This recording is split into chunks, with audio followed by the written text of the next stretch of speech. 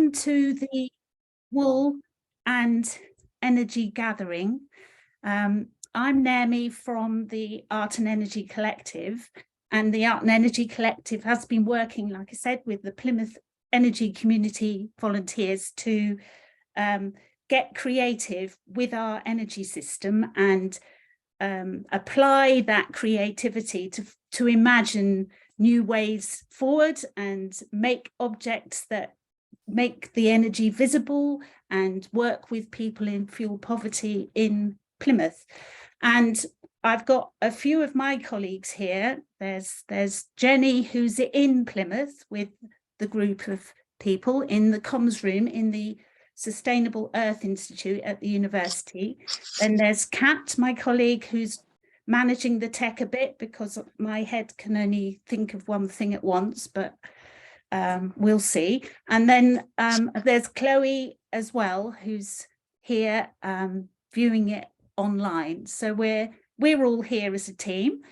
And then I'm really grateful to the crowd of voluntary speakers with all their expertise and knowledge and background in wool and fleece to come and join in with this and give us all a little bit, or share a bit of their knowledge, and perhaps inspire us to come up with creative ideas to work with in the future. So I'm giving all the presenters 5 or so minutes to talk about different aspects of fleece and wool, but I thought I'd give our own 5 minutes first, just to sort of set the context. But in the meantime, there's people putting stuff in the chat. Please, I'm trying to keep this as relaxed and informal as possible. So if you've got any questions or issues or anything, put it in chat, or even just unmute yourself and shout it out, because this is a sort of discussion and, you know, we're all trying to learn together anyway. Right, let me share the art and energy thing and see what you think of this. So about us then, for those that don't know, Art and Energy is this collective of artists and makers and scientists and researchers who are all trying to be creative and use our skills to respond to the climate emergency. And we're encouraging more and more people to get creative and to address this by joining in with our Bury the Giant Club, or our online community, to face creative challenges and get making. And the reason why we've created this wool and energy gathering is because we have been working on a project called How to Bury the Giant in Moss and Moor, where we've been inspired by mosses and we've been inspired by the moorlands. And on our visit up there, we have been getting to understand how that landscape is a living landscape, and the role of the fleeces and the wool and the sheep on that landscape. So that's where the wool starts to come in. And I'm just going to do this. And so we've been working with the Plymouth Energy Community, and we brought in some fleeces to just have a think about how wool and fleece could be used to keep more people warm and well. And so they've been making felt. You can see that in the picture there. We made a sort of a blanket that was part of a ceremonial burying of the carbon giant.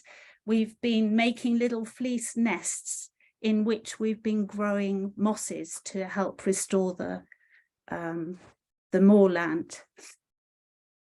And we took the Plymouth Energy Community guys up onto the moor, Harvard Moor above Plymouth, and got to understand how the moor is being restored, but also the whole carbon cycle within the moor, within the mosses, the sphagnum mosses holding the peat carbon underground, the plants growing, the animals grazing. And then it led to discussions about the sheep and the fleeces and how much fleece is wasted. And Plymouth Energy community volunteers got really interested in that waste and the use of fleeces for wool and reaching people that needed it. So we then planted our little mosses in their fleecy nests, buried our blanket, and thought, when we get back to Plymouth, we must get on and ask those people that know and get to understand the farming a bit better, get to understand what opportunities there are to use that wool for the purpose of reducing the number of people who suffer fuel poverty and keeping them well, maybe by composting it, wearing it, whatever. So that is my little 5 minutes. I'm just now trying to find my, I'm just having a little panic here because I always do when there we are. I'm stop sharing. But that's the sort of context. The guys that came up on the moor are in the comms room. You can see them all behind the big table there. And I think Jen is encouraging them to ask questions when we get going. So it's enough of me. Let's move on to Justine. We have 6 or 7 people that have offered to talk about their work and their lives in relation to fleeces and wool. And Justine kindly is a farmer living up on Dartmoor and has some sheep. And I've never met you before, Justine, but I've been working with people who do work with you. And so it's really nice to see you, and thank you for coming along and just telling us a bit about the sheep that you've got and what you do with your fleeces, and what do you think about what we could get up to. Right. Yeah. Well, thank you for inviting me. We were hoping to have Sandra, or I was hoping to have Sandra Dodd with me today as well, but unfortunately she couldn't make it. She's really passionate about wool and what we can do with it. Obviously, your group there, they've been up to Dartmoor. They've spoken to a few farmers and things. We're all a little bit different. I don't think there's one farm that is the same as another. We've all got different types of sheep and cattle, obviously.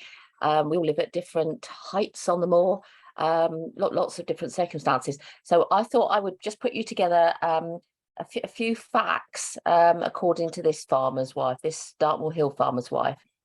Okay, so like most farmers, we've got a bit of a love-hate relationship with sheep. A sheep's main aim in life is to die, mostly when they're looking very healthy or in unbelievable circumstances. And we can tell you a few stories, but we won't. There's approximately 22.8 million sheep, give or take a few dead ones in the UK, and 67 million people. So which my maths, if my maths is correct, which it isn't very often because it's not my strong point, we've got 1 sheep between 3 people, which I found quite interesting. I hadn't worked that one out before. I'm sure someone else will work it out to be a bit different. Okay, so we're hill farmers on Dartmoor. We're in Princetown. I believe you're hoping to come up and work with Princetown School and come out on our wet bits and have a look and see what we do on the ground. So we are about I don't know, well, one of the highest farming spots on Dartmoor, actually as a farming area, not just out on the open moorland. Working. Right, so we're hill farmers on Dartmoor, so according to the British Wool Board, our Scotch blackface sheep are mountain sheep, not hill sheep. That's your Cheviots for you. Okay, so the Scotch blackface sheep, their wool last year was worth up to 10p a kilo. A Scotch blackface ewe grows approximately 2 kilos of wool, which has to be shorn off each year in the summer months, so to avoid the sheep getting wider and wider and having problems like fly strike, which leads to maggots. So it's a very much a welfare thing. I think probably father-in-law can remember the time when your wool clip used to go and pay the rent on the farm, and nowadays it doesn't actually buy a cup of coffee, I don't think. So the cost of shearing a sheep is about £1.30. Mountain wool is coarse, mainly used for carpets. You can make a coarse tweed, but if you wanted to wear it as a suit, you'd have to be fully lined, or otherwise you'd be very uncomfortable. Although obviously that makes it quite good for picnic blankets and cushion covers, things like that. We've done that in the past with the Hill Farm project, and perhaps at some stage Sandra can come and meet you, or she can come up here and we can bring you some samples of what we've done in the past. So bagging it, transporting it to the local wool board for collection can take 3 hours of a man's life for one trip. We've got about 800 ewes, so that takes 3 round trips in a stock trailer plus the fuel costs. So then if we were to do it slightly differently and go and process the yarn, it could be £65 per kilo if we sent it to a mill in Yorkshire. Other mills are available, so I haven't really looked into that. So what do we do with our wool? We have sent it to the wool board in the past, up until a couple of years ago, but last year we decided to compost it.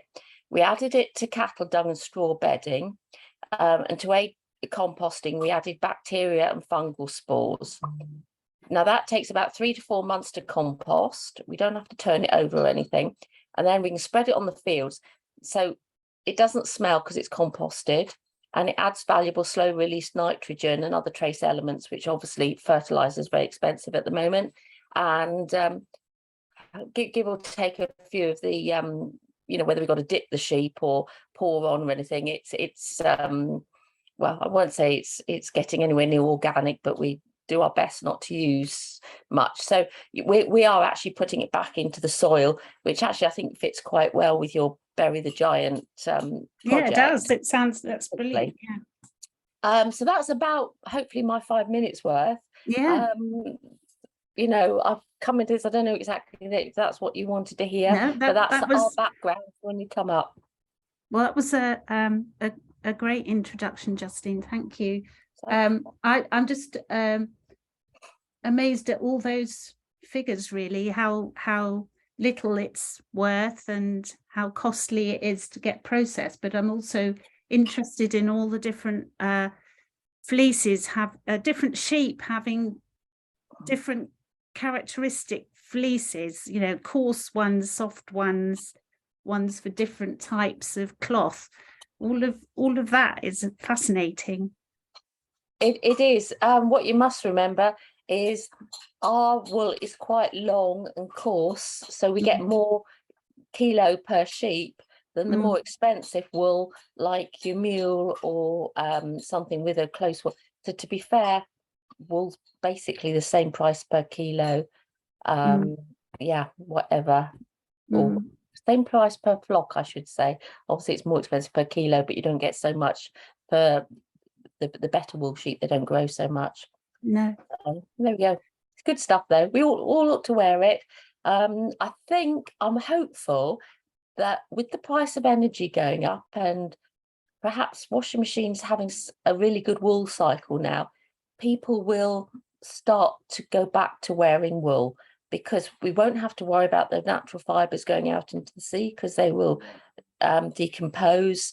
Wool can be used again and again and again without having to go off and be processed in a factory. We've all had grandmas who have knitted us jumpers in the past, school jumpers, and pulled them back and knitted something else next time. My husband remembers, he's talking in the corner here. So, you know, we're hopeful. Life might be doing a turnabout. Yeah, thank you. And That's all right. Jenny there in the comms room, have any of the Pet Pals got a quick question now? Because I'll go through everybody, but I'm just wondering whether you've got a quick question. There's a lot of nodding and real enjoyment, especially I was really struck by that about the washing machine, and Judy was doing a little dance to joy about the fibres going into the sea, so kind of thinking about those angles. Oh, is the wool stronger because it's coarser? Ooh. I suppose if it's made into yarn, it probably makes a stronger yarn because obviously it is a longer fibre. It's coarser one. I don't really know. That might be something to look at. I don't know.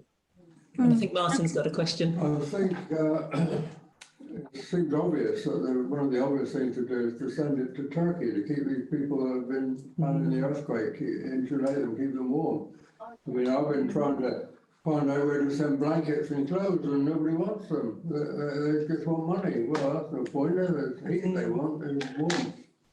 No, there's nothing better than a wool blanket, is there? No, exactly. And I'm just interested if people put in the chat whether they're actually wearing any wool now.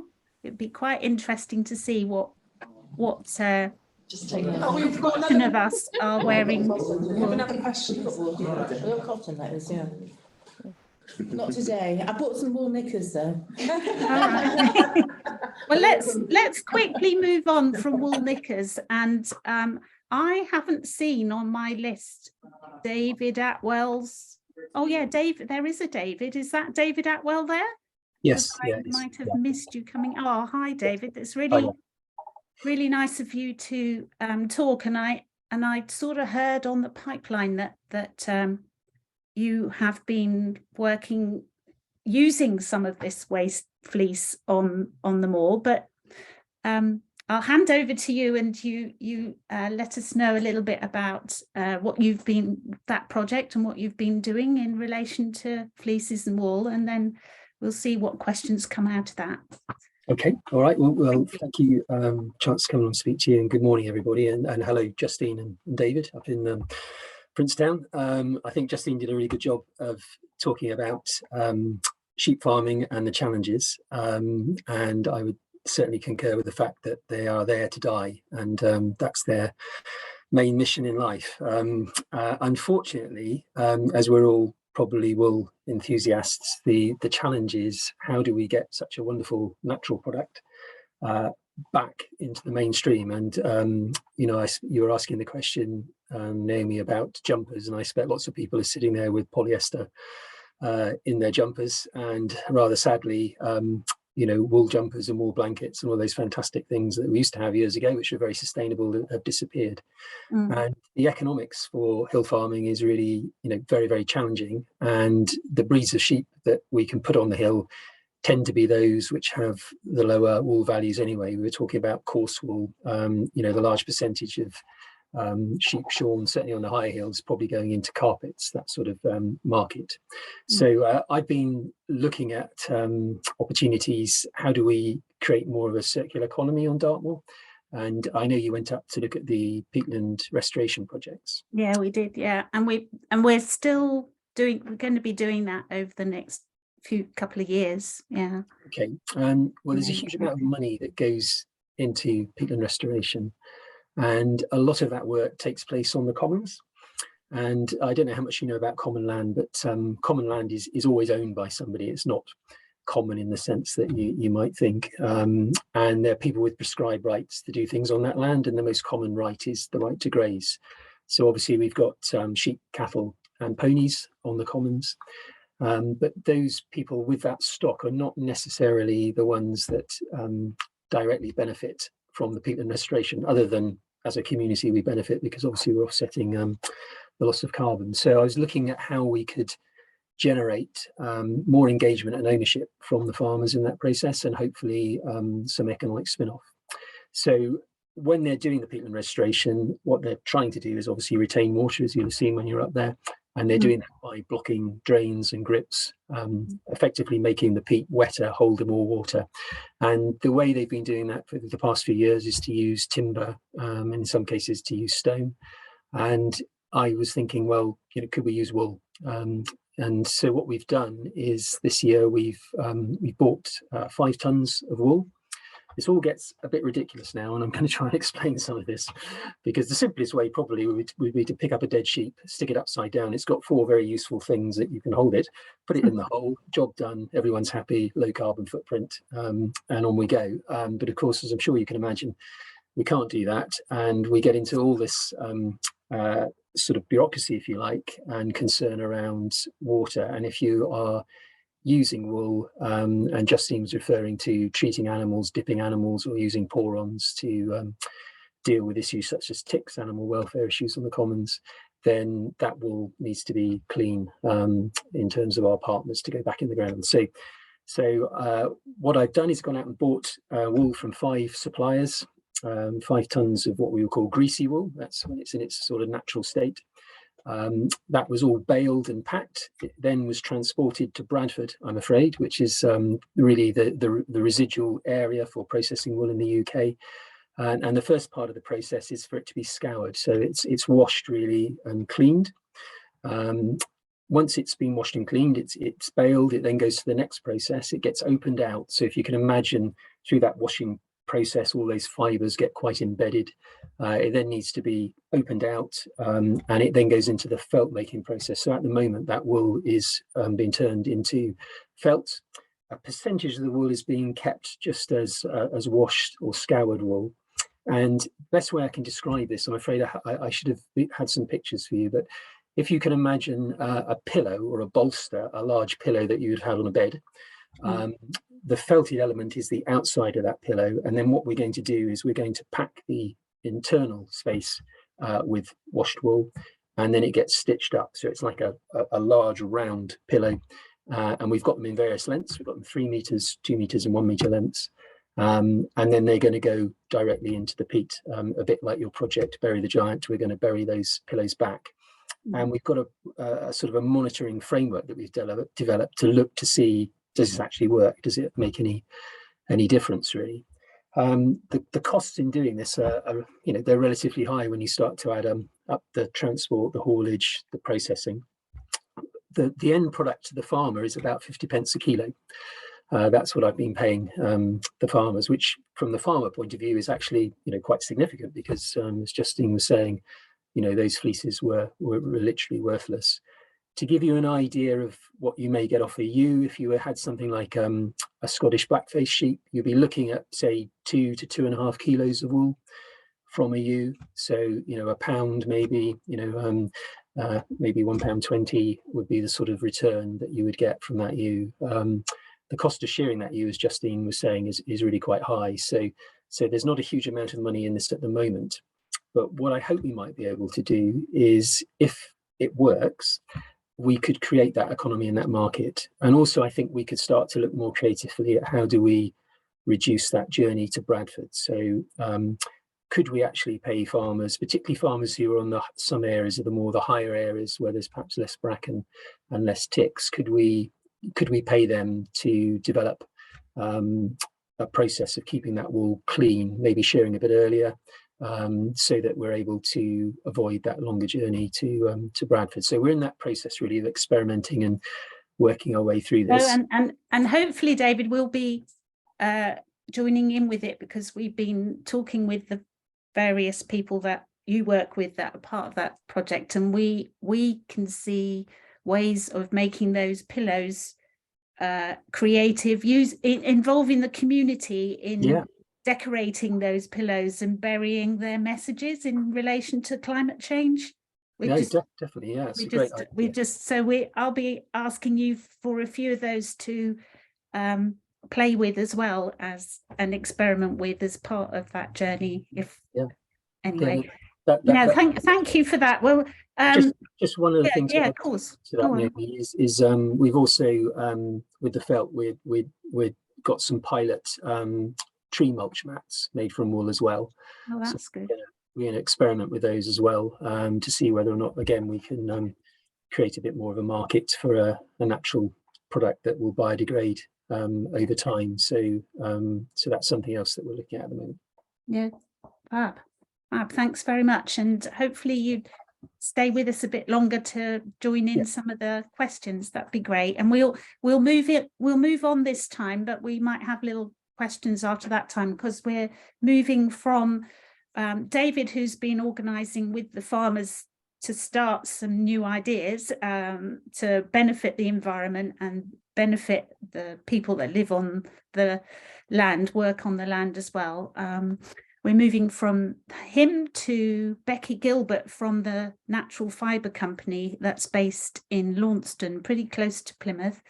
And I have, again, this is all quite exciting, because I've only had a short chat with you, haven't I, Becky? But if you could let everybody know what the Natural Fibre Company gets up to and how it feeds in, connects with the farmer, with ideas such as those that David had been working with, that would be brilliant. Yeah, so I'm Becky. I work for the Natural Fibre Company in Launceston.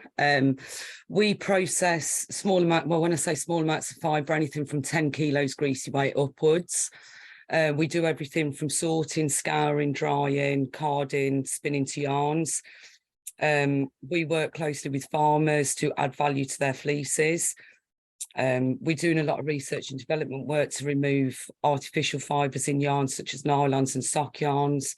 Lots of circular economy work, such as using dog hair, human hair. We recycle all of our byproducts. So we have carding waste that can be used for felting, things like that.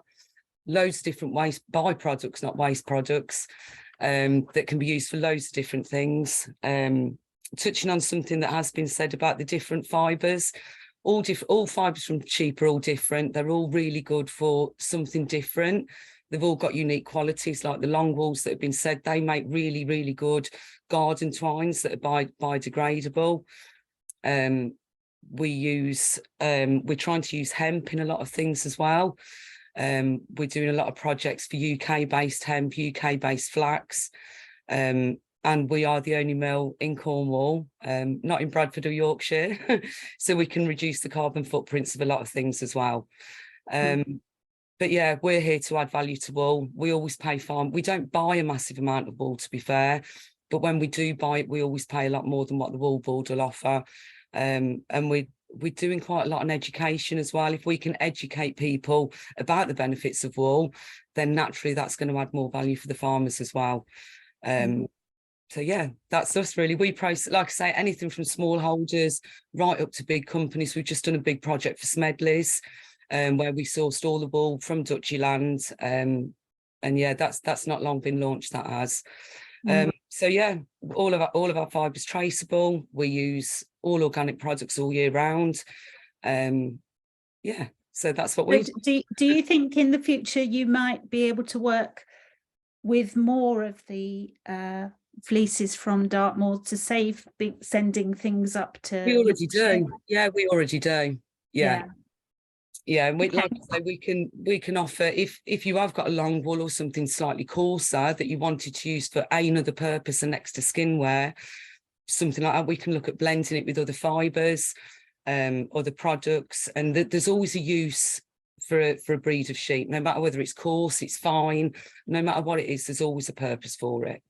Yeah, and there is a question in the chat about Claire, who works at Plymouth Energy Community, has just said, what ways are there to cut out processing? So I think she's asking about the sort of raw materials. So firms like yours, that is what you do. You get stuff in raw and you clean it and spin it and weave it and whatever you do, make it into yarns that are sold on.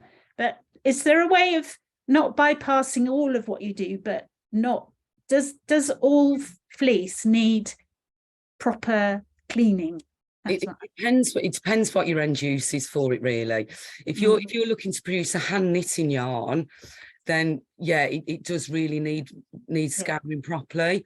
A lot of hand spinners will hand spin from a greasy fleece, and Yeah. then that will retain all the lanolin. The problem with the grease that we have in an industrial mill is the build-up that it gets on the spinning frames, and then that causes problems and we get faults in the yarn. The scouring process doesn't remove all of the lanolin. It removes most of it, but not all of it. We're now looking at a new scouring plant, fingers crossed, supercritical CO2, so that will reduce our water consumption, but it'll also extract all the lanolin, because at the moment it's not extracted. So that's really exciting. And hopefully if we get that, we can then extract all of the lanolin and use it for other products as well. That sounds But yeah, sounds to answer the interesting. question, it does need a certain amount of washing, yeah. Yeah, no, I just, you know, because what we've been doing in our very micro way to do with planting, making little nests to plant or to make blankets. In that case, you'd be better off in a greasy form, because you've still got all the components, all the nutrients in the wall. If you're using it for gardening and things like that, personally, I think scouring's taking the nutrients out of it if you're composting it. Yeah. Yeah. Okay. Well, that's really interesting. Thanks, Becky. Hopefully you can hang about for discussion later on. Yeah.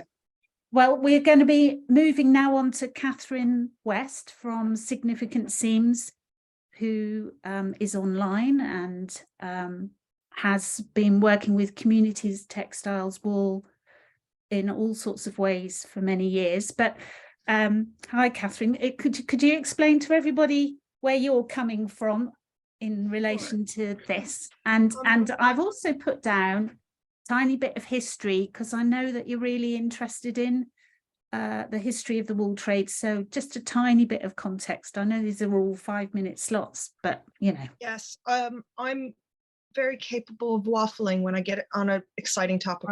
I'll stop. Exciting topic. So I did sort of prepare some words to try to keep myself on track, but I already have gone off to grab a few bits based on what's been people have been sharing. And I'll just show this very quickly to do a little bit of show and tell. When these questions were coming up about the coarseness of wool, as I'll say, I've taught myself and learned to spin. And I also do a lot of eco printing and eco dyeing, which I'll talk about. But this is a book I created for myself when I was first learning to spin. I bought lots of samples of different types of wool, and page on page, I put notes to myself and samples as I learned to spin with different wools. And that issue of coarseness versus fineness is also, there are other characteristics. I bought this encyclopedia to understand the differences of different types of wool, and discovered there's a whole vocabulary that didn't mean anything to me. So I put it in my own words so that I could start to understand what the book meant. But so I'm going to go to my little script to try to keep myself on track. I'm Catherine West, and I'm a lot of things. I founded a social enterprise called Significant Seams, which is an art and well-being organization. And more importantly, today, I'm a practicing artist in what is called the social sculpture tradition. And for me, this means that my artwork is deeply connected to nature, and that it's unapologetically ambitious to create change socially. I craft projects with and for people in vulnerable life moments whose perspectives and voices are at risk of being lost. And I believe their perspectives and experiences are precisely the ones we need to hear. Hearing them helps us all be more human and perhaps better humans. A major theme and inspiration in my work for the last 6 or 7 years has been the hedgerows. Please bear with me. I'm fully aware that we're here to talk about wool, but walking between towering hedgerows on a road that drops and the hedgerows stay immense above me, really has brought a clear sense to me, an immensity of knowledge that is flowing through the veins of the plants in the understory and canopy the hedgerows create, and how much knowledge, know-how exists all around us, and that we're losing, particularly in the countryside. And for my practice, this knowledge takes a particular form in the somewhat miraculous alchemy of color that can be extracted. And I think the knowledge of that color is verging on extinction, despite its enormous importance to our heritage, particularly here in the Southwest. I've done quite a lot of desk research around some of these interests, and to touch on what Naomi has highlighted, I'm completely convinced, but I admit I'm an artist, not a historian by trade, that the dissolution of the monasteries under Henry VIII is in fact a major economic attempt to disrupt the importance of the wool trade, or rather get a stronger foothold in it, that fundamentally failed. And it particularly failed for the Southwest. It was very much about improving the position in the wool economy, which the not as clearly defined at that stage, the Catholic Church, but the Catholic Church had incredible power and economy, effectively in roundabout ways through the feudal system, owning the sheep. And wool was the major economic force, economic product of the medieval period. And interestingly, when you read the detailed blow by blow history of that time period, and it takes some sorting out what things mean, there were lots and lots of increased laws around wool and what we were allowed to wear and what could be made of wool, and an attempt to kind of control and tax, and therefore by benefit from the wool trade, because it was so very important to our economy. And exemptions began to be made, particularly for Dartmoor wool farmers, for various reasons, including the issue brought up earlier around some wools being particularly valuable for their coarseness, and not actually the rules that were preventing them from doing things were about, you know, what wool went into hats, and they couldn't use their wool for hats. And so there were actually parliamentary laws that were exemptions and on behalf of Dartmoor wool farmers, which I'd have to go back to my notes to detail, but I think is potentially interesting, as Naomi says, in touching on the history of this area. But so getting more into back to my practice, tufts of wool scratched off and clinging to the hedgerow are a further entry point to understanding my interest in arts practice. I've attended sheep shearings, experimented with myriad ways of cleaning a fleece from the traditional forward, stopping short of what I understand is the most modern, and because I understand it to be deeply environmentally problematic, though I'd really love to learn more from colleagues here who are involved more in that process. And I've carded and prepared my own wool. I've learned to spin. I've extracted color from my natural environment very close around me intentionally, and I've dyed that wool. I've wet felted with it and I've needle felted with it. I've also used it in conjunction with reclaimed wool blankets. And for me, it's all the while that's been in sort of a reflective process about the lost knowledge of our ancestors, what hasn't been recorded, what was kept secret because of the guilds, and particularly, oh, sorry, because of, she's gonna get spun in a minute. It's been very explicitly about women as well, and what our role might have been in that process. And all the while sharing that knowledge and know-how through community art projects with others.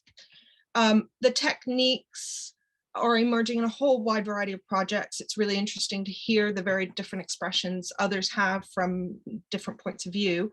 But all of those sorts of things, you know, pillows and things for the garden and weavings and all sorts. So fundamentally, I'm flattered to be here to share a bit of what I know and have been learning, and what inspires me, and to learn, because I'm really curious about this whole area, and it inherently is connected to what I'm both curious and care about, and inspires me. So I feel connected the themes, and I'm actually really excited to explore wool and how we might use it to inspire and help people, because that's what my artistic practice is fundamentally about. Though, as I do things, there's lots of other stages in the process. So Well, thanks, Catherine.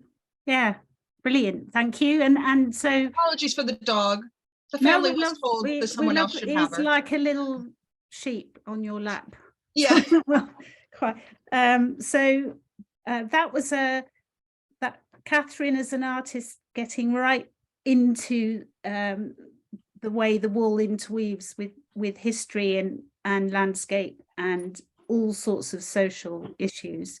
And I think that blends very nicely to Yuli Som, who lives on Dartmoor and has been working with wool probably all her life. So Yuli, are you there? I am. Can you hear me? Yes, Yeah. yes, I can. Thank you. Very nice to see you. Thank you. I'm actually house sitting in Cambridgeshire at the moment, so, not on Well Dartmoor. done. Well done for signing in and occupying a bit of your morning as well. That's lovely. Thanks. So I run Bella Couche, which is a small enterprise on Dartmoor. It's been, thank you very much, Naomi, for getting this together, because actually you've got a really interesting group of people, and I sort of resonate with everything that everybody's said so far. And there are so many questions that come up in my mind about it. Fundamentally, my business is about, I make shrouds for burial, and that makes a reference to our history, Catherine, which you mentioned, that there was a law from 1666 that decreed that the dead must be buried in wool. And I picked up on this about just over 20 years ago, thinking, wouldn't that be a great thing to promote now in this, in this era of climate emergency? And like everybody else, I want to wear as much wool as I possibly can, right down to my underwear. That means that some of the clothing we, if you want organic wool, for instance, clothing, then you have to buy it from abroad. It has to have, this ridiculous carbon footprint. And I've always thought, why can't we be doing it in this country? And we do have experimental flocks of sheep, like the Beaumont sheep crossing Shetland with Merino to make a more resilient breed. So many things came up for me as people were talking, and I want to meet David, for instance. I haven't met you before.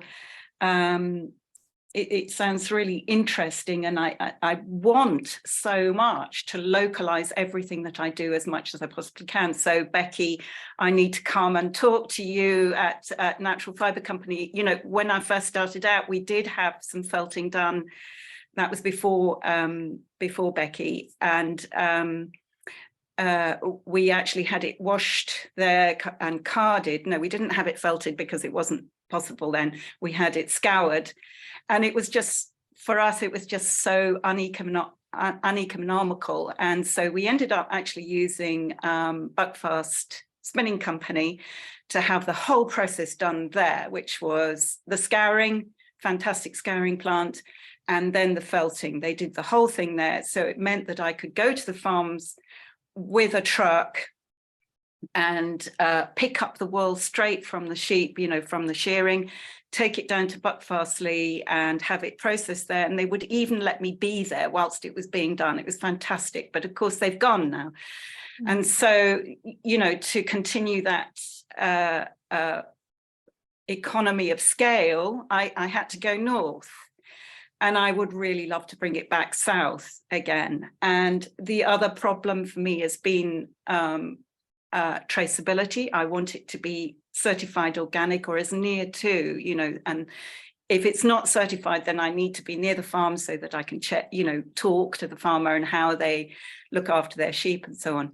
So a couple of years ago, summers ago, I experimented with Chalacan Farm wool, which is a very interesting flock of Icelandic and Shetland sheep. And I've always preferred those kind of Highland and Island types of primitive sheep, because I feel that they have a very important role in the future, where we're not eating so much meat, we're reducing the amount of meat, we're eating better meat because of perhaps the breed, as well as the way that we're looking after the sheep and the land. But we're valuing the wool, because historically we bred sheep for wool rather than meat.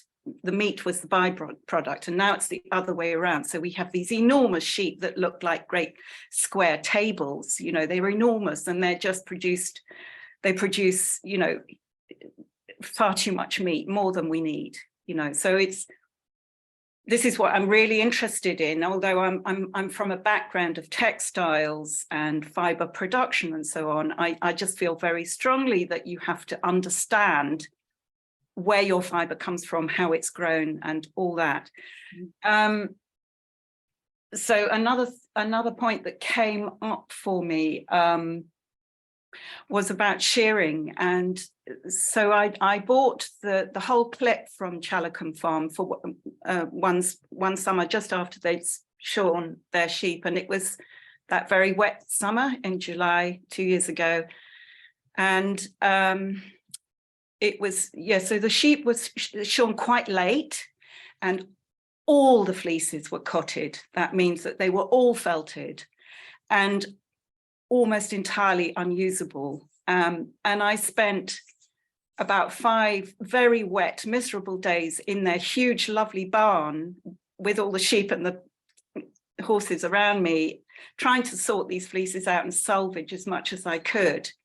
And I reckon that I saved about 1/3 of the clip. The rest of it had to go for composting, so it wasn't wasted, but it's composted. It's the most beautiful wool, if you can save it. It's soft and beautiful colours and so on, but I ended up with gorse in my hands, and it was a nightmare, to be honest. And the other wool that I buy is from Fernhill Farm in Somerset, where they highly value their wool. They put a price on it, and I'm happy to pay that. But they also shear 3 weeks before they lamb. And this sounds very much at odds, and isn't there a welfare issue? But I am assured that this is much better for the sheep, and that the ewes don't seem to mind being shorn 3 weeks before their lamb. And that it means that they're not dragging away around this heavy clip, and that the lamb can access the udders more easily, that the sheep are clean because they've been shorn. But also from the point of view of the value of the fleece, I feel there's less sorting to do, it's in better condition. So I'm just mentioning that because if I was to carry on buying fleece from Chalacan Farm, I couldn't possibly buy it and in that condition. It just is a nightmare to work with. And so I need to open those conversations with them, you know, what would you think about doing that, you know? And at Fernhill, they do demonstration days where they shear, blade shearing, and it's really, really interesting. In talking to one of the farmers there, she said that actually the quality of their wool year on year improves because of the different time of year that they shear. Yeah.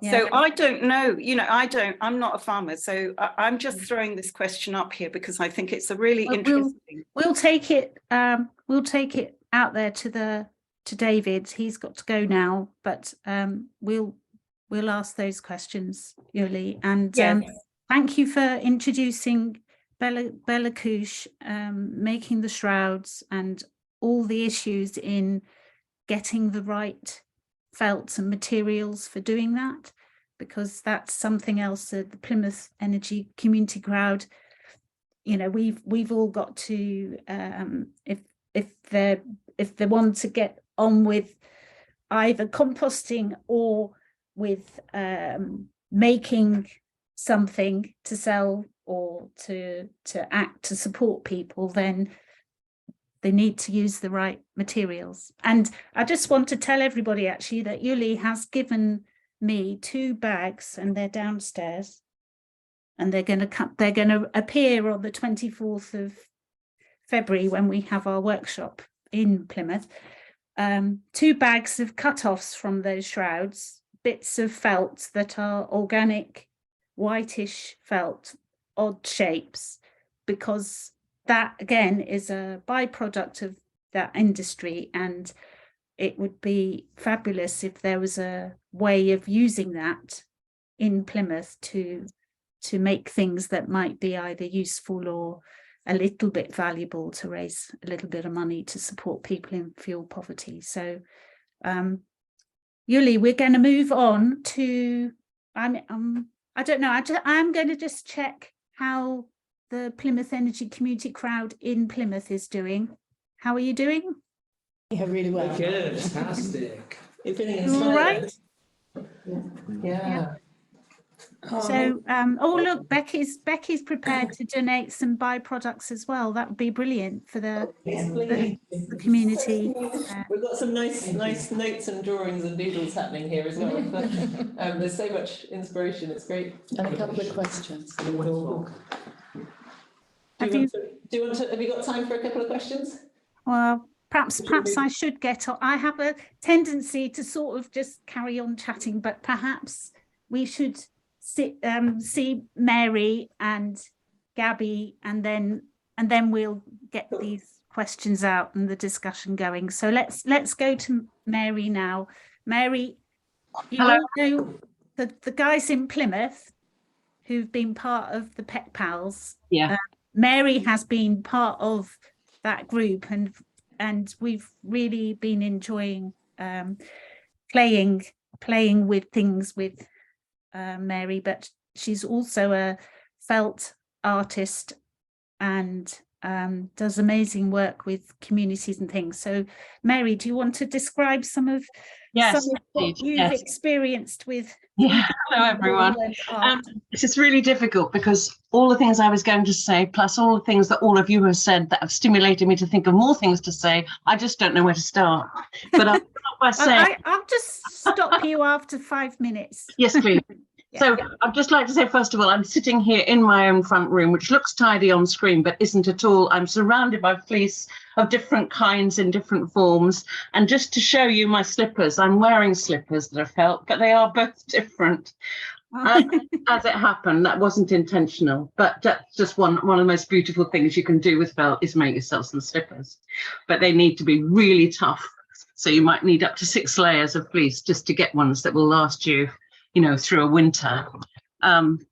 Right, so I'm lucky enough to have been part of the Princetown Arts, purpose-built artists gallery, and in Princetown, which some of you may have visited. We had 16 studios there, a gallery. We could work there, we could teach there, we could sell there, and it was just a wonderful community.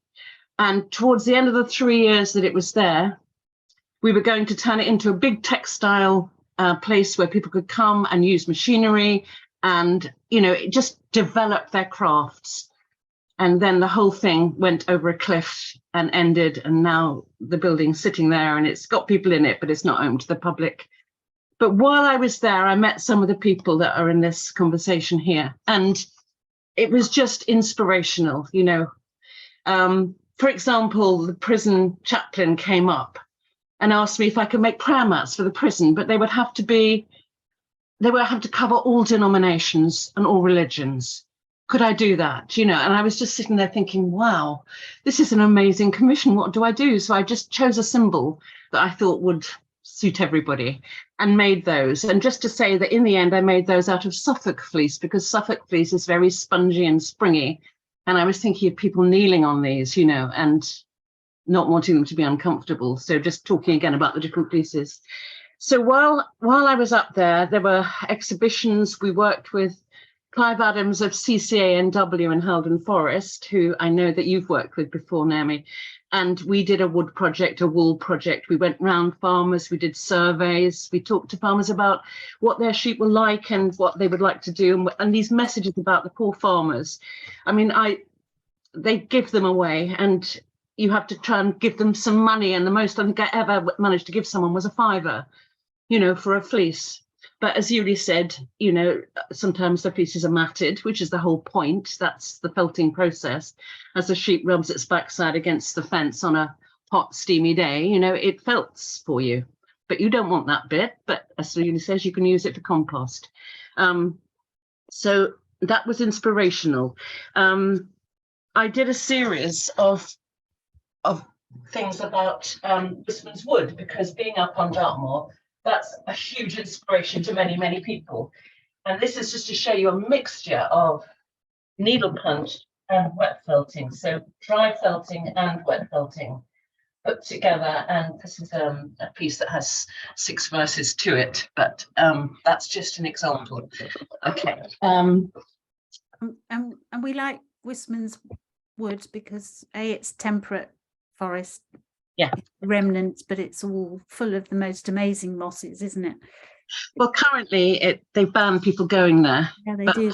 They don't want people collecting. But hopefully that will change again. Yeah. So there's so much I could say about that place, and it's such a shame that it went, but it had all the right ideas. And if it had still been going now, I'm sure we'd be talking about it endlessly.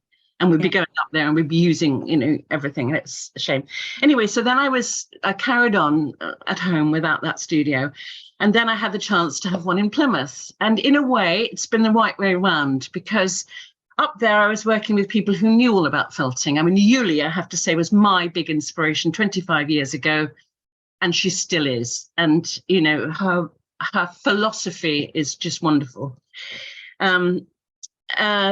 And other people, obviously. I did a City and Guilds in Totnes with Carol, now help me, Yuli, Carol Timms, and we did such a brilliant course there. She taught us every aspect that you could imagine. And because it was so new, this City and Guilds, when we came to be assessed, they gave us all exemplar, because they'd never seen anything like that before, and they didn't really understand it, and it was new to them. As Yuli will tell you, all our years of felting, we're having to explain the process. It's getting easier and easier as people begin to understand it, you know, and men particularly love the idea of something changing, like a pizza going into the oven and coming out different, you know, that's what felting is. And the other thing about felting, the great thing about felting, I'm really passionate about it. And if I'm feeling down, I just go and quickly make a piece of felt, and it does the trick every time. But the great thing about felt is it's very forgiving. You can change it to a certain extent. You can never really control it, but that is the challenge. And that's what's so wonderful about it. You can combine it with other things. You can combine it with other fleeces or silks or fabrics or even hessian. You can, you know, to make it much tougher if you need it to be something tough, you know, bags, etc. So very forgiving, very waterproof, very fireproof. You know, it's got so many good qualities. So here I am in Plymouth, and there are so many people in Plymouth, to be honest with you, including children, who don't even know much about sheep at all. So you've got a very different audience. And I did a course the other night with Shekinah, which is it's an exchange, learning exchange between people. So there's no money, exchanges hands, sort of thing. And I had 11 people, and every single one of them fell in love with it straight away. And these were not people who'd had much experience in this area at all. And yet they all made their mark, and they all produced something that they were really pleased with. And all of them said they would go home and try and do it again. So the accessibility of things for them to use is an important one. Mm-hmm.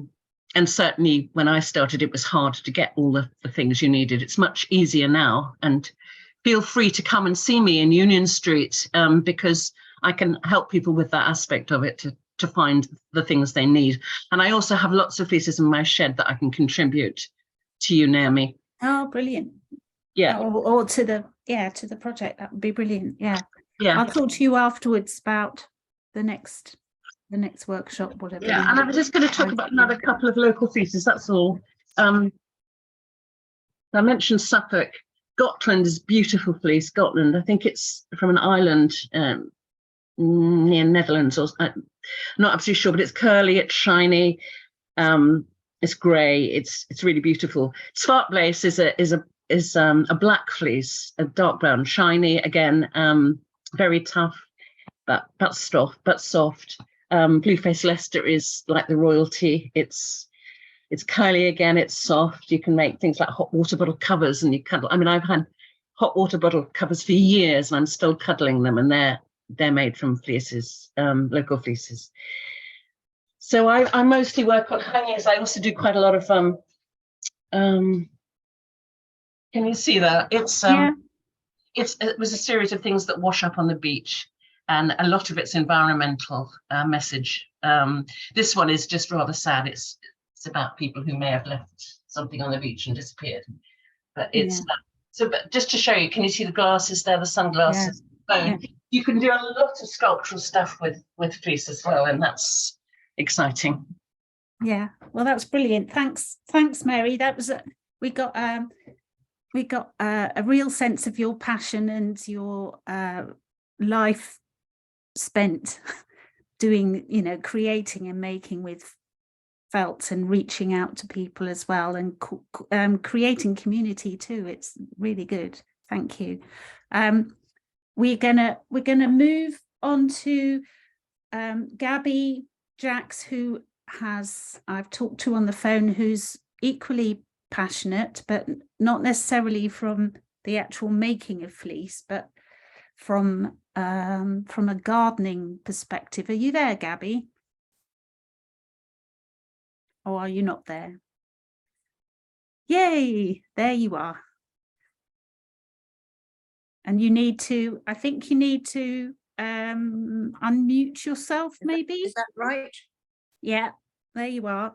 Can you hear me? Because it's sticking about here, and I'm not certain if I'm muted or not. No, we can hear you. Can you hear us? Oh, yes, I can. I have to say, Nelly, thank you so much for inviting me along to this Zoom conference, because I have found it absolutely inspiring. It's a most interesting collection of people, and I am wearing, although you probably can't see, let me see, No, I'm wearing a jumper that is at least 25 years old. It's made of wool that it was knitted on the one of Inishmore in the Aran Islands off the west coast of Ireland, and it is the warmest, most wonderful garment I have. And I mean, 25 years on, I'm still wearing it, and it goes in and out the washing machine. Fabulous. My interest, well, I am always been interested. I too live on Dartmoor. I live in Moulton Hampstead. And I know Yuli. Yuli worked in the chapel behind where I live, and Yuli really started my interest in wool.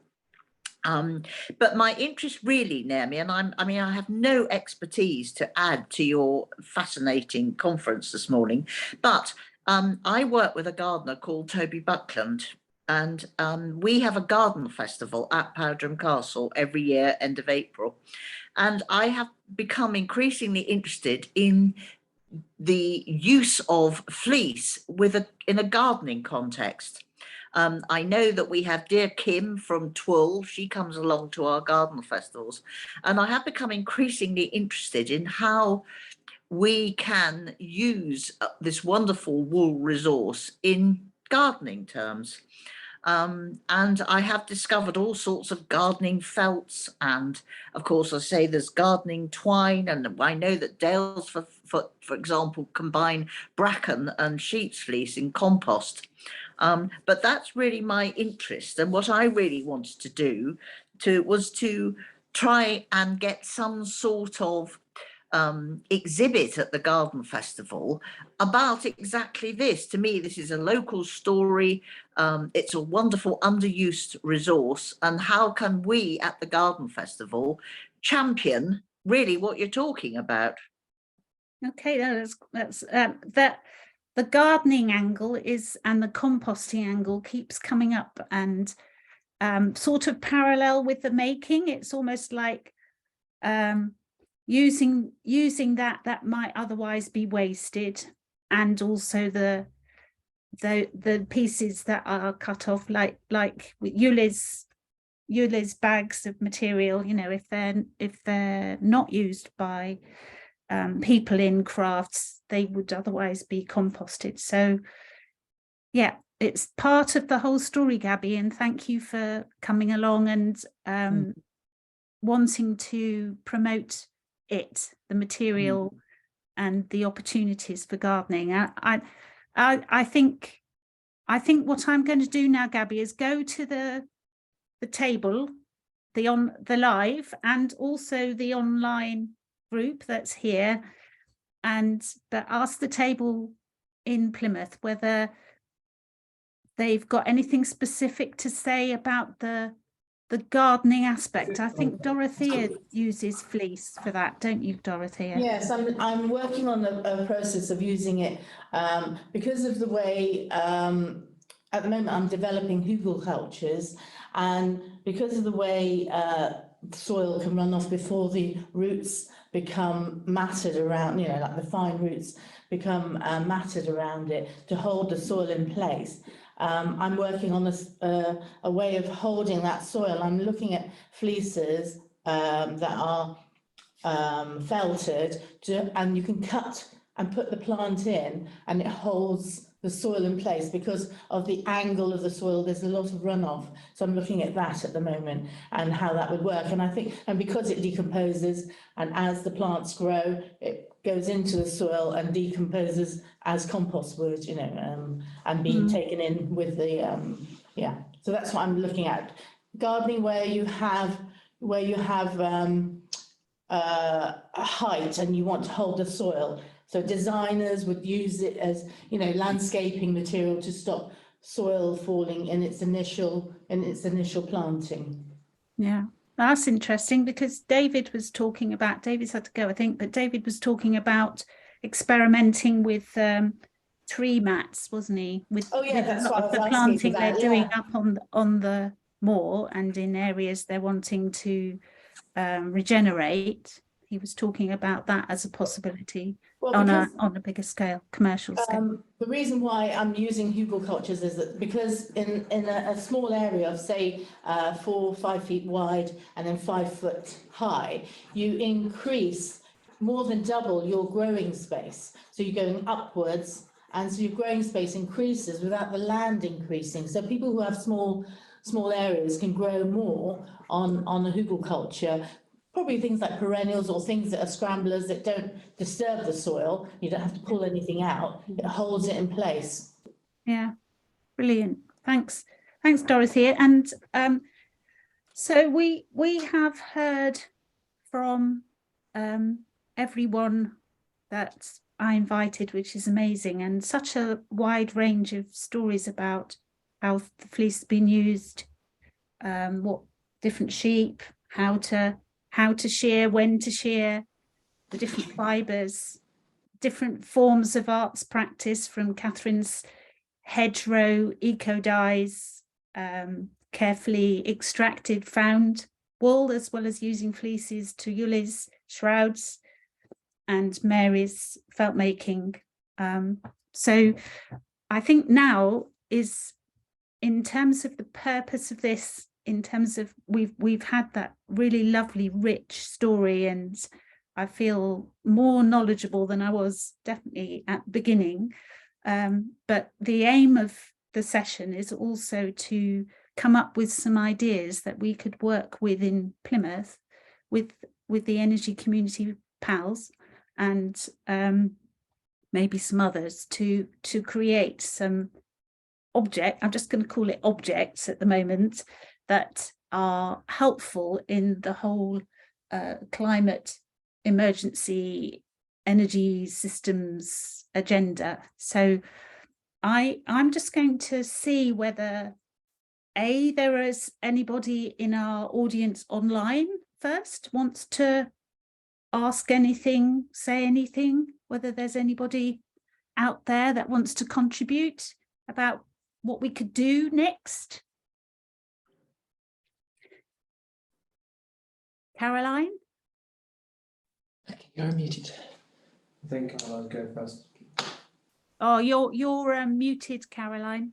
You need to let yourself. Okay, can you hear me now?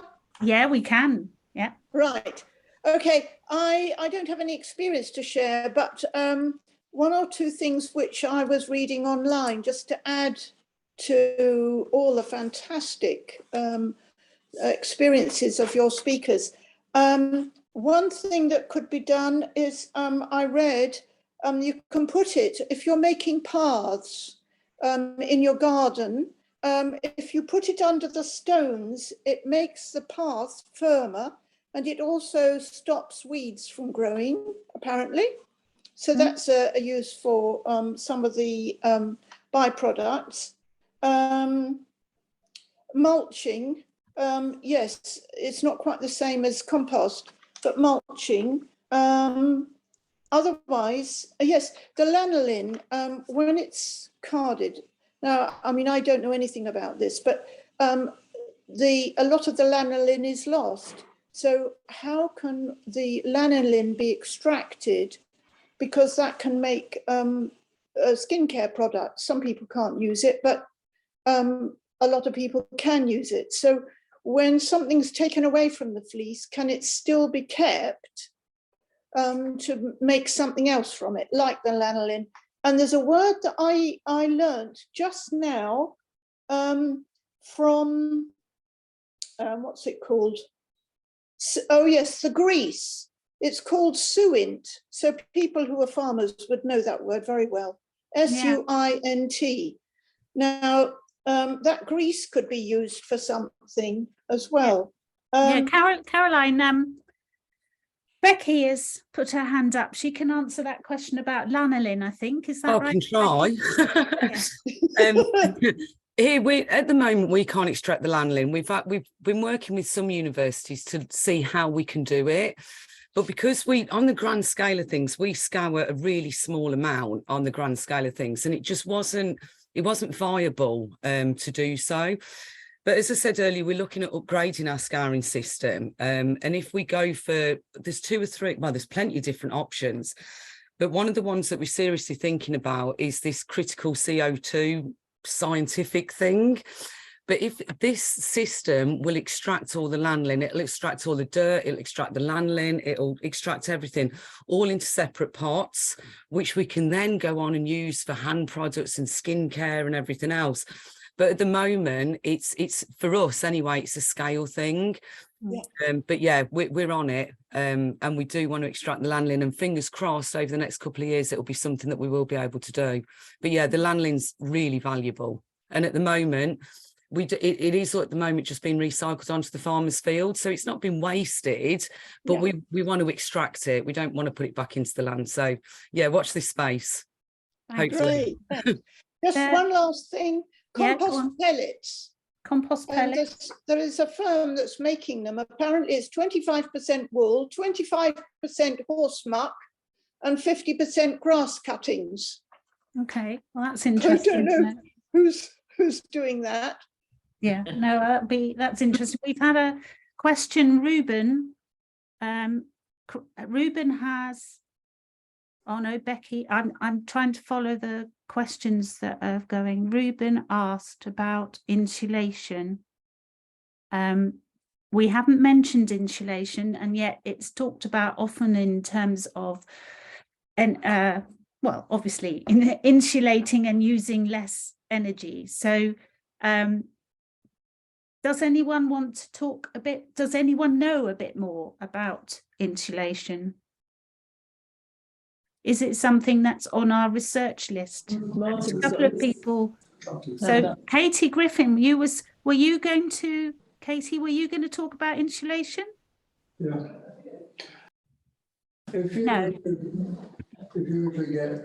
Mine was a lanolin question again. All right, you ask the lanolin one, and then we'll come back to insulation and try and see whether there's more we can follow up with that. Yeah, well, my question was, is lanolin removal only an issue on an industrial scale? Is it something that can be done on the small scale? You know, because I know you mentioned the grease, Becky, in your machinery. Would that be the same for the lanolin? Because I was thinking, if we were producing any items for people to wear close to their body or anything, and if they were allergic, so it made me think, 'cause my sister's allergic to lanolin, she can't wear wool, she can't use E45 cream and stuff like that. So I was just querying if we did use it for people, like donate it to people to use, whether if on a smaller scale we could remove the lanolin so that it could be okay for everyone to use.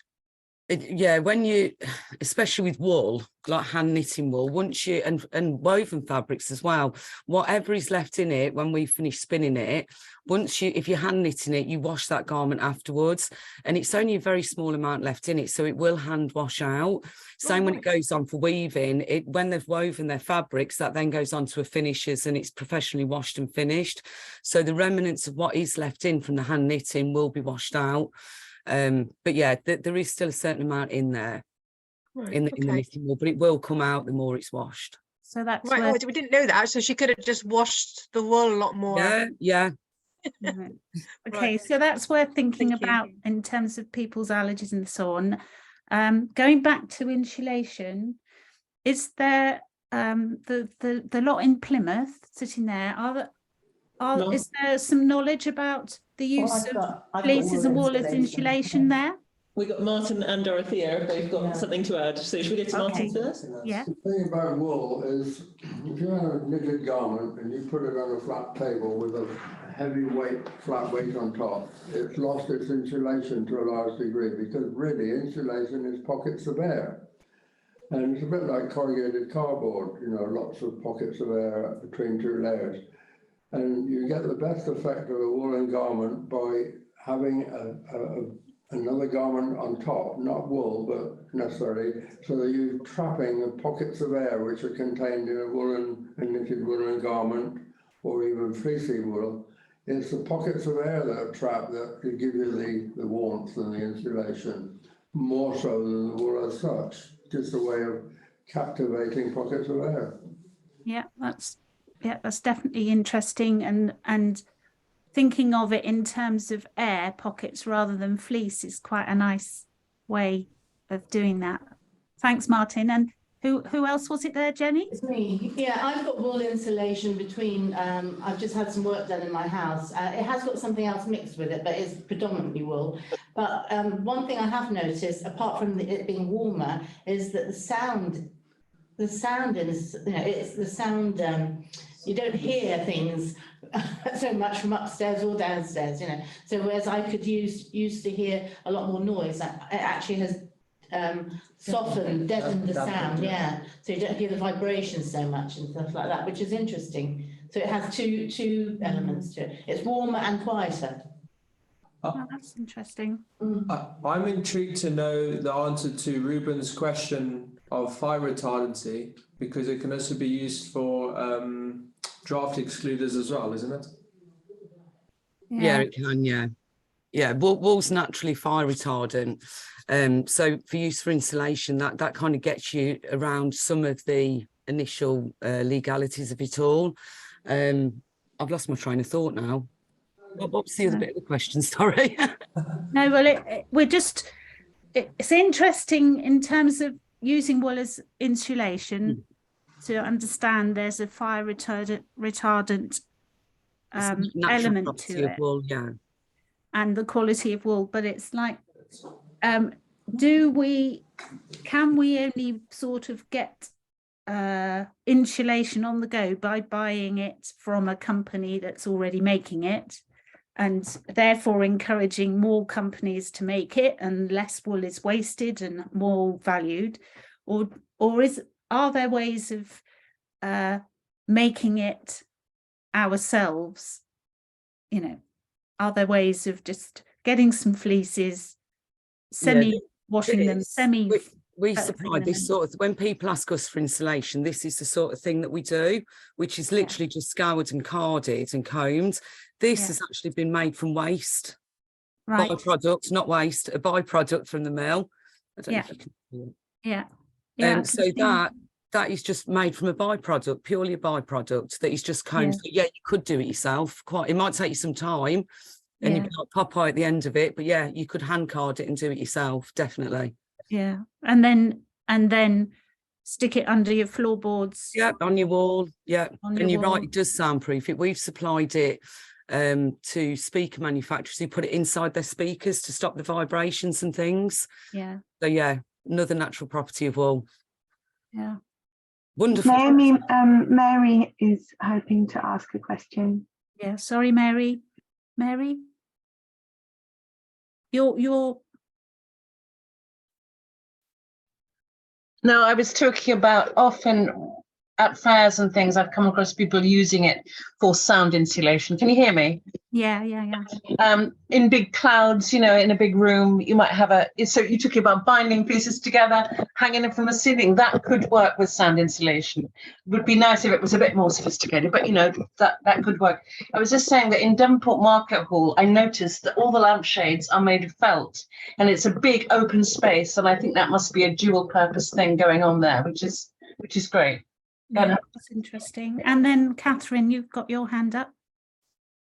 I was wondering if anyone here knew more about, some of the food companies are sending out the food in wool in a sort of compostable plastic to protect it. But that wool bit, I've actually received a donation from someone of a big box of those that she'd saved, cut out of the plastic and gave to me, that are lovely, quite beautiful in their own way, very, very modeled and natural felted pads that are being used.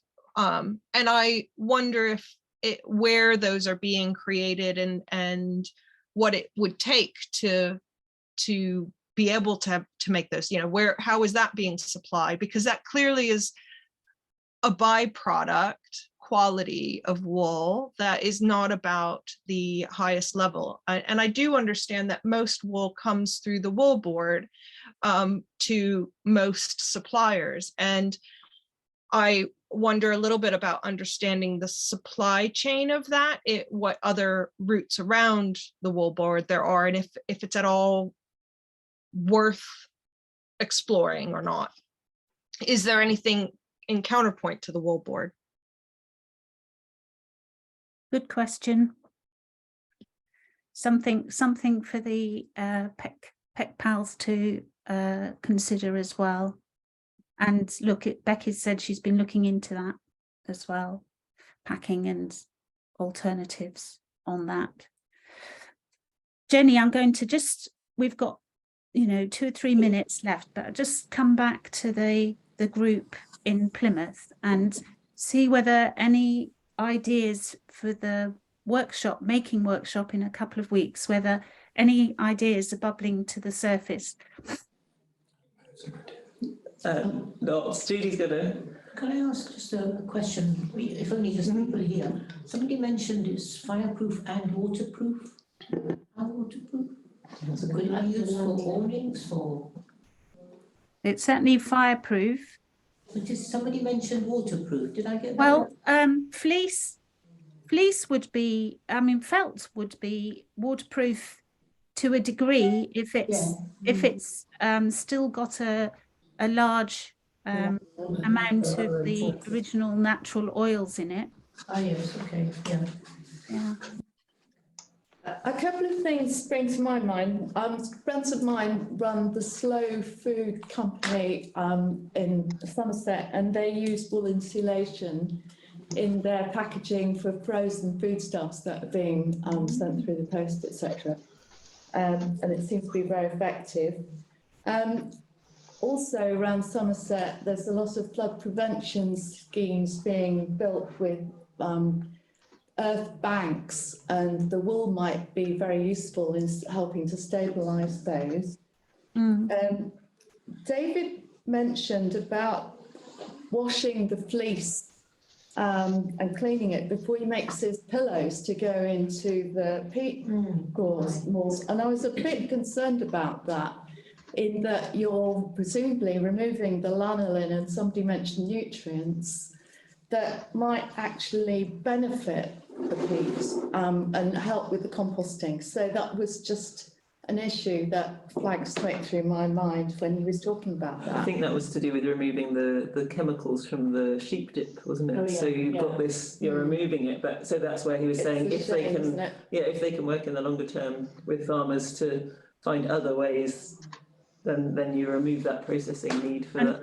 And in addition, I know that the Environment Agency is using these first use of wool buns to up on the tops and the mires. They're using it as an experiment to see whether it does leach out anything that's not a good idea within the watercourse. So they're washing it to make it as sterile as possible to start with, to see, just like one big experiment, just to check that it's not affecting the watercourse.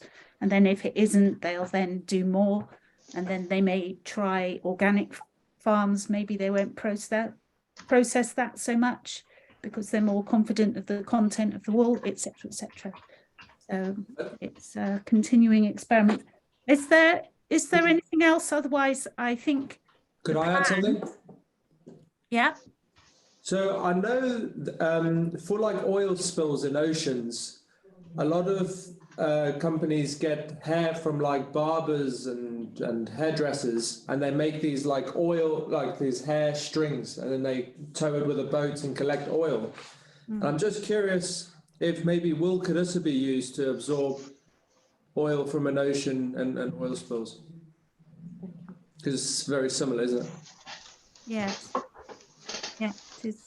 Yeah, we worked with the Green Salon Collective, who actually, they were the one that piloted that programme with the human hair. Okay. And yeah, but I spoke to her about that. Can we not add wool to it? But there's no actual benefit to it. So what we worked with them was to create a garden twine with human hair and wool. So we've used undervalued wool, traceable back to the farms, salon waste, and we've produced a very strange but effective garden twine. It does actually turn green the longer it's in the garden as well. So I want to see the table in front of Becky. Every time you speak, you've got a different thing that's amazing. I'm full of it, May. There's Peter Hunt's put in chat about his flock of Shetlands that, of course, it's waterproof because there they are out in the rain, and we are waterproof too. Yeah, exactly. Well, thanks everybody. It's now past 11:30, and I think I've really enjoyed the last hour and a half of hearing all these different views about fleece and wool and uses of it. I think if Jenny, there's a strong sort of bubbling up of idea within the group that's there, then we can follow that up with we're going to have a workshop with everybody in a couple of weeks' time. But if not, there's been the offer of fleeces with a bit of paint on, and there's the cut-offs from Yuli, and there's other bits and pieces that perhaps we'll get together and play with in a couple of weeks to then make some decisions about what people might go off and do together at home in a group or whatever in the future. And Catherine has a set of spinning materials, don't you, Catherine? So that you use with schools and things. So yeah, there's I have opportunities to do some hand spinning if you want to. Yeah. So, and a big part of my practice is patchwork, so it could also be very interesting to work with the offcuts and mixed bits of felt to make kind of some experimental patchworky bits with wool as well. Yeah. So there's a lot of it's almost a too big a brief, but if we can narrow it down to 2 or 3 things to support in the production of, with now the knowledge that there's Becky out there with a natural fibre company and David out there with a hand on getting some fleeces, as well as other people's gifts of ones that would otherwise not be used. I think we've got a good platform to work from. So it looks like we're coming to an end, and thank everybody for coming along, and I'm thanking the presenters massively for delivering their 5 minutes, 7 minutes worth and giving us so much more knowledge about the whole industry, because we were all working from a reasonably low baseline. So that was great. Thank you very much then, and see you all very soon, and speak to you too soon. Bye-bye. Bye. Ciao. Thank you.